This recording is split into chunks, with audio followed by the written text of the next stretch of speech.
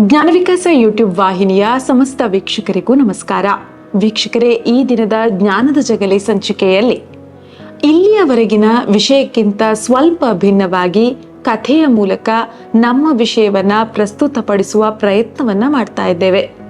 ಹೌದು, ಇನ್ನು ಮುಂದಕ್ಕೆ ಜ್ಞಾನದ ಜಗಲಿಯಲ್ಲಿ ಕಥೆಗಳ ಮೂಲಕ, ಚುಟುಕುಗಳ ಮೂಲಕ ಕೂಡ ವಿಷಯವನ್ನ ಪ್ರಸ್ತುತಪಡಿಸುವ ಪ್ರಯತ್ನವನ್ನ ಮಾಡಲಾಗತ್ತೆ. ಈ ದಿನ ಸನ್ಯಾಸಿ ಮತ್ತು ಕುದುರೆ ಎನ್ನುವ ಕಥೆಯನ್ನ ನಾವುಗಳು ಕೇಳುವವರಿದ್ದೇವೆ. ಈ ಕಥೆ ಆರಂಭವಾಗುವಂಥದ್ದು ಒಂದು ಊರಿನಲ್ಲಿ. ಸಾಮಾನ್ಯವಾದ ಒಂದು ಊರಿನಲ್ಲಿ ಒಬ್ಬ ಸನ್ಯಾಸಿ ತನ್ನದೇ ಆದ ಕುದುರೆಯ ಜೊತೆಗೆ ವಾಸವನ್ನ ಮಾಡ್ತಾ ಇದ್ದ. ಆತ ತನ್ನ ಹೊಟ್ಟೆ ಹೊರೆಯೋದಕ್ಕಾಗಿ ಆ ಊರಿನಲ್ಲಿ ಭಿಕ್ಷಾಟನೆ, ಅದೇ ರೀತಿಯಾಗಿ ಅಕ್ಕಪಕ್ಕದ ಊರುಗಳಲ್ಲಿ ಭಿಕ್ಷಾಟನೆಯನ್ನ ಮಾಡ್ತಾ ಇದ್ದ. ಇದಕ್ಕಾಗಿ ಆತ ತನ್ನ ಕುದುರೆಯ ಮೇಲೆ ಅವಲಂಬಿತನಾಗಿದ್ದ. ಹೀಗೆ ಸನ್ಯಾಸಿ ಕುದುರೆಯ ಮೇಲೆ ಓಡಾಡ್ತಾ ಇದ್ದಂಥ ಸಂದರ್ಭವೊಂದರಲ್ಲಿ ಒಬ್ಬ ಕಳ್ಳ ಬಹಳ ನೊಂದಂತಹ ವ್ಯಕ್ತಿಯ ರೂಪವನ್ನ ಧರಿಸಿ ಬಹಳ ಕಷ್ಟದಲ್ಲಿ ಇರುವ ರೀತಿಯಲ್ಲಿ ಸನ್ಯಾಸಿಯನ್ನ ಎದುರುಗೊಳ್ತಾನೆ. ಆ ಹೊತ್ತಿನಲ್ಲಿ ಸನ್ಯಾಸಿ ಬಳಲಿ ಬೆಂಡಾಗಿದ್ದಂತಹ ಕಳ್ಳನನ್ನ ನೋಡಿ ಆತನಿಗೇನೋ ಸಹಕಾರ ಬೇಕಾಗಬಹುದು ಅನ್ನುವ ನಿಟ್ಟಿನಲ್ಲಿ ಕೆಳಗಿಳಿದು ನೋಡಿದಾಗ ಆತ ಸಾಕಷ್ಟು ಜರ್ಜರಿತನಾದ ಹಾಗೆ ಕಂಡು ಬರ್ತಾನೆ. ಆಗ ಸನ್ಯಾಸಿ ಆತನನ್ನ ಪ್ರಶ್ನಿಸಿದಾಗ ತನಗೆ ನಡೆದು ಹೋಗೋದಕ್ಕೆ ಕಷ್ಟ ಆಗ್ತಾ ಇದೆ, ಕಾಲು ನೋವಿನಿಂದ ಬಳಲ್ತಾ ಇದ್ದೇನೆ ಅಂತ ಹೇಳಿದಾಗ ಆತನನ್ನ ಕುದುರೆಯ ಮೇಲೆ ಹತ್ತಿಸಿಕೊಂಡು ಓಡಾಡೋದಕ್ಕೆ ಶುರು ಮಾಡ್ತಾನೆ. ಒಂದು ಹಂತದಲ್ಲಿ ಕಳ್ಳ ಯಾವಾಗ ಕುದುರೆಯನ್ನ ಏರಿ ಕುಳಿತುಕೊಳ್ತಾನೋ ನಂತರದಲ್ಲಿ ಸನ್ಯಾಸಿಯನ್ನ ತಳ್ಳಿ ಬಿಡ್ತಾನೆ ಮತ್ತು ಕುದುರೆಯನ್ನ ದೂರಕ್ಕೆ ಓಡಿಸಿಕೊಂಡು ಹೋಗಿ ಅಲ್ಲಿಂದ ಸನ್ಯಾಸಿಯನ್ನ ನೋಡಿ ಹೇಳ್ತಾನೆ, ನೋಡು ನಾನು ನಿನ್ನನ್ನ ಹೇಗೆ ವಂಚಿಸಿದೆ ಎನ್ನುವುದಾಗಿ.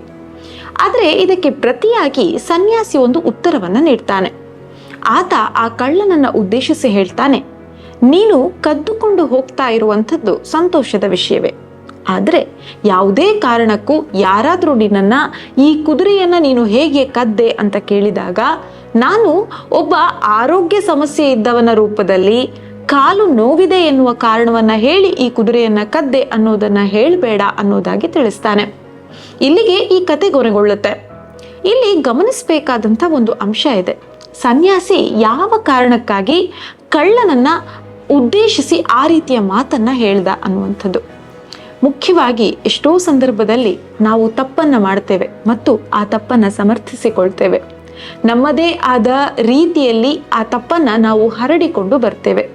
ನೀವು ಹಿಂದಿನ ಜನಜೀವನ ಶೈಲಿಯನ್ನ ಅಥವಾ ಇವತ್ತಿನ ಬದುಕಿನ ಶೈಲಿಯನ್ನ ನೋಡೋದಾದ್ರೆ ಸಾಕಷ್ಟು ಮಾರ್ಪಾಡಾಗಿದೆ. ಆದರೆ ಇಲ್ಲಿ ಮಾರ್ಪಾಡಾಗಿರುವಂಥದ್ದು ಕೇವಲ ಒಳ್ಳೆಯ ರೀತಿಯಲ್ಲೋ ಅಥವಾ ಕೆಟ್ಟ ರೀತಿಯಲ್ಲೋ ಅಂತ ಗಮನಿಸ್ತಾ ಹೋದ್ರೆ ಎರಡೂ ರೀತಿಯಲ್ಲೂ ಕೂಡ ಮಾರ್ಪಾಡು ಎನ್ನುವಂಥದ್ದಾಗಿದೆ. ಹಾಗಾದ್ರೆ ಕೆಟ್ಟ ರೀತಿಯಲ್ಲಿ ಮಾರ್ಪಾಡಾಗಿರುವಂಥದ್ದನ್ನು ನಾವು ಹೇಗೆ ಒಪ್ಪಿಕೊಂಡ್ವಿ ಅನ್ನುವಂಥದ್ದು.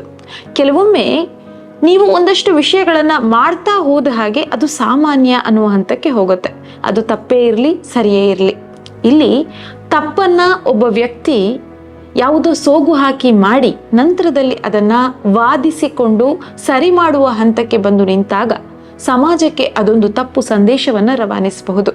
ಉದಾಹರಣೆಗೆ, ಯಾವುದನ್ನು ಸಂಪಾದಿಸುವ ಭರದಲ್ಲಿ ನೀವು ಸಾಕಷ್ಟು ಸುಳ್ಳು ಹೇಳಿ ಅದನ್ನ ಸಂಪಾದಿಸಿ ಸಮಾಜಕ್ಕೆ ನಾನಿದನ್ನ ಹೀಗೆ ಸಂಪಾದಿಸಿಕೊಂಡೆ ಅಂತ ಹೇಳಿದಾಗ ಆ ಸಮಾಜವೂ ಕೂಡ ನಿಮ್ಮಿಂದ ಕೆಟ್ಟ ರೀತಿಯಾದಂತಹ ಸಂದೇಶವನ್ನ ಪಡೆದುಕೊಳ್ಳುವಂತ ಸಂಭವ ಇರುತ್ತೆ.